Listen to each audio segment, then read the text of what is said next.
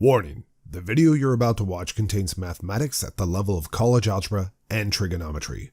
All material has an assumed prerequisite of both Algebra 1, which is elementary algebra, and Algebra 2, which is intermediate algebra. While some prerequisite topics are reviewed briefly, a more thorough review of these entrance topics can be found by searching the web. It's the system of equations. We must deal with them all at once. Always looking for solutions.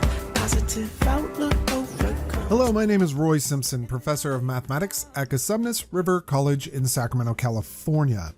In this video, I finish out or round out a review of equations that you would normally need when you're going into college algebra. We did just a moment ago have a video on something that you probably don't think is review, and that's solving absolute value equations, but that's pretty okay. This one should feel more like a review. So what does it mean to solve equations that are quadratic in form? Quadratic in form is a phrase that I've seen written a couple different ways. Some people write it as quadratic-like, and some people write it as quadratic in form. They mean the same thing. Just basically means that it can be rewritten as a quadratic equation.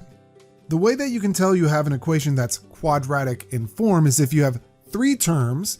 Technically it only needs two, but generally speaking, you're going to deal with three terms, because if it has two, then you can factor. So you can ignore what I just said and just note, in general, you'll have three terms where two of the terms have variables, and one of those variables is twice the power of the other. Now that seems really vague, so let me just write down a few examples here. That equation right there technically has three terms. Well, on the left-hand side, that is. And if you take a look at the terms involving variables, those two right there are related to each other. They have the same type of variables. They both have a 2x plus 1. Not only that, but the powers on those 2x plus 1s are highly related to one another. The power on the first guy is twice the power on the second.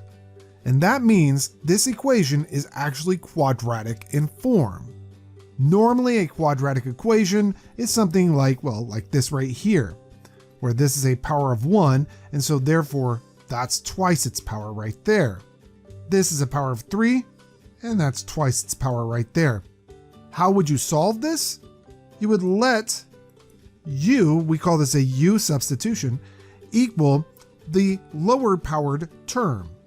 Or I should say the factor involving the variable with the lower power.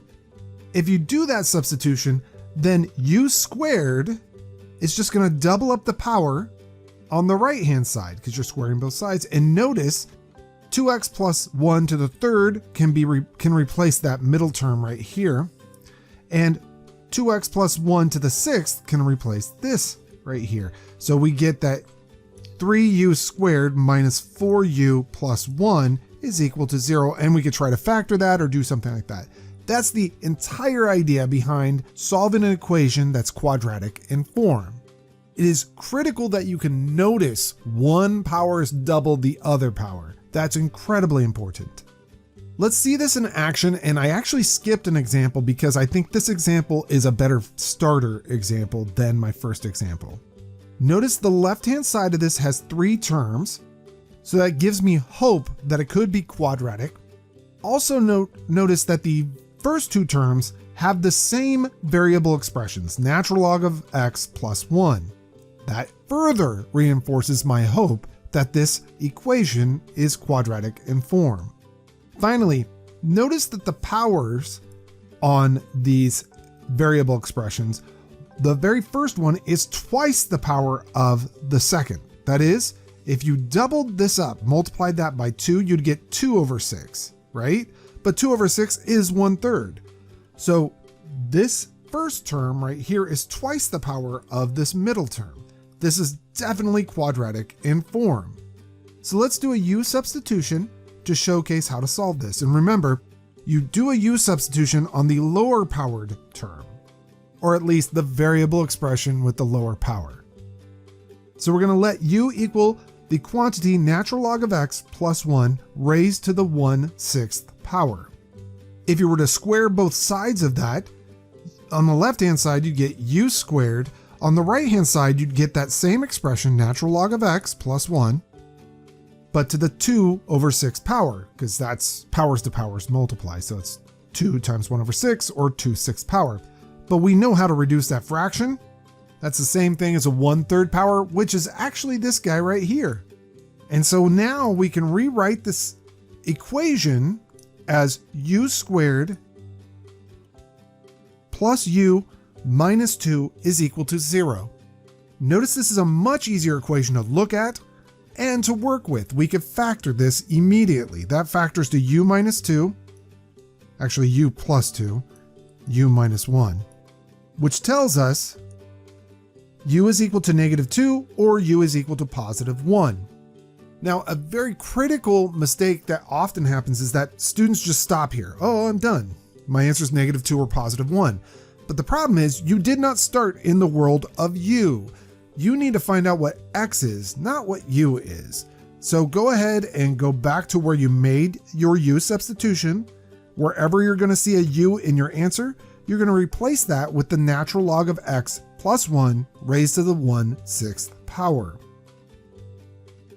So we have substituted back into the world of x. I call that a resubstitution, most people do. And this engages a skill that we talked about in a previous video. This is the 6th root. That's what this is right here, the 6th root of something.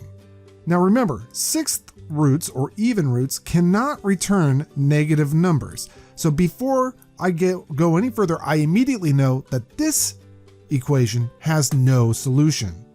I saved myself probably about 30 seconds to 2 minutes worth of work on this by just noting it's a 6th root equaling a negative number. So there is no solution to that specific equation. If I was working on an exam, I'd probably point an arrow at that -2 just to let my instructor know that's why there's no solution. Now, the second equation, a 6th root can definitely return a +1. So I will actually solve this. Raise both sides to the 6th power. I just wrote the 6th power on the right-hand side to showcase that's me saying I raised both sides to the 6th power, but I don't really need that there. Subtract 1 from both sides. And now undo the logarithm. And you know this from your algebra, so I'm just going to raise both sides base e. Or if you're one of my students from a previous course, you know that I use something called the circular argument. E to the 0th power is equal to the interior or argument of the logarithm. And this tells us, since we know that any non-zero number to the 0th is 1, this tells us that x is equal to 1. If you want to check that solution, you're more than welcome to. It's a very fast check actually, because the natural log of 1 is 0. So both of these terms, natural log of x and natural log of x, they become natural logs of 1. Natural log of 1 is 0, so you'd get 0 plus 1 or 1 to the 1/3 plus 1 to the 1/6 minus 2. That is definitely 0. Check. So that is our solution. X equals 1. So solving quadratic-like equations or equations that are quadratic in form engages a lot of our prerequisite material. Now here's the example that I kind of skipped so I could do that other example. Now we're going to go back to this one because, well, it's worthwhile. This equation currently has 3 terms, but if you see when I move everything to the left-hand side, I get x to the 2n plus 2 plus x to the n plus 1 minus 30 is equal to 0. I see on the left-hand side, I have 3 terms. Also, just a note, if you doubled up the power on this term right here, it would become 2n plus 2. So this is quadratic in form. I'll do a u substitution, letting u equal that middle term, x to the n plus 1. If you square that, you get u squared is equal to the quantity of x to the n plus 1 being squared. But remember, powers raised to powers multiply. So that's going to be x to the 2n plus 2, which is exactly what this is. And so now we know we can just trade out our original equation for a u squared plus u minus 30 is equal to 0. Factoring that equation, u is equal to -6 or u is equal to positive 5. Remember, we did not start in the world of u. We started in the world of x's, so wherever we see a u right now, I'll trade out for an x to the n plus 1 power. Now this is actually quite tricky, what I'm about to do here, because they didn't tell us what n is. I'm assuming it's a natural number, but that could be a wrong assumption. They actually gave me zero information about what n is. So this is a little bit suspect. If n was a natural number like 1, 2, 3, 4, 5, something like that, then I could totally solve this out. But there's actually no way to tell what the solution to this is. This gets very theoretical, and that's why I wanted to reserve it as the last example in this video. But let me showcase kind of the level of thinking you want to be at as you approach calculus. Let's just restrict ourselves right now just to natural numbers. N is 1, 2, 3, 4, 5, 6, stuff like that. Well, if n is odd, then this odd plus 1 will always be even. And that is a problem, because then we'd have x to an even power equaling a negative number. And so that would be extraneous. Again, if n is odd, then adding 1 to it becomes even, and so you have something like an x squared or an x to the 4th or x to the 6th power is equal to a negative number. That cannot happen, at least not over the real number system, and so that very first equation has no solution. On the other hand, x to the even power equaling a positive 5, perfectly fine. You could totally do that. So let's go ahead and just say we'll raise both sides to the 1 over n plus 1 power to find out that x would be 5 to the 1 over n plus 1 power. Again, that is assuming that n is odd. If on the other hand, n was even, well then, if n is even, you add 1 to it, and then n would become odd. It's totally okay that the odd power of x returns a positive or negative number. So if, let me zoom out a little bit, if n is even, then x is equal to a negative 6 to the 1 over n plus 1 power. Remember, n plus 1 will be odd, so that's totally fine, you can do that. Or x will be 5 to the 1 over n plus 1 power.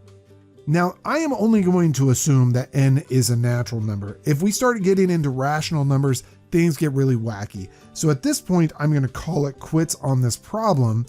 If I were to give a problem like this to my students, then I would totally let them know n is a natural number, or n is even, or n is odd, or something like that. But in this case, I have to make the assumption that it's a natural number.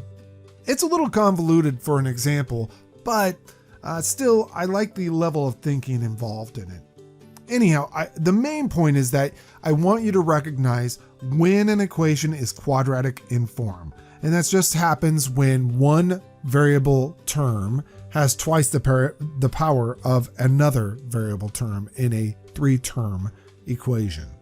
All right, that pretty much does it for this video and this video series on review for equations for college algebra students. I hope to see you in another video in the future. It's the system of equations. We must deal with them all at once. Always looking for solutions. Positive outlook overcomes obstacles getting in our way, cause affects more than we can sometimes see. Things for what they are and work together until you feel at peace. Says, listen close, don't talk too much that isn't cold. Sure, you may really hurt inside. It doesn't justify you to speak too loud and cry.